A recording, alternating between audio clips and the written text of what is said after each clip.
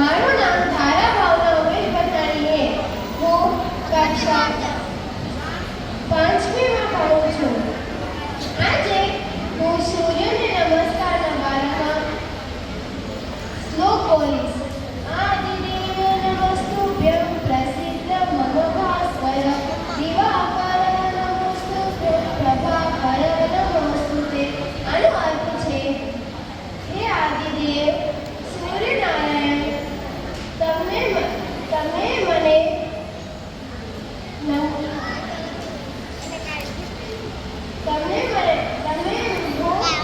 હું છું પ્રકાશ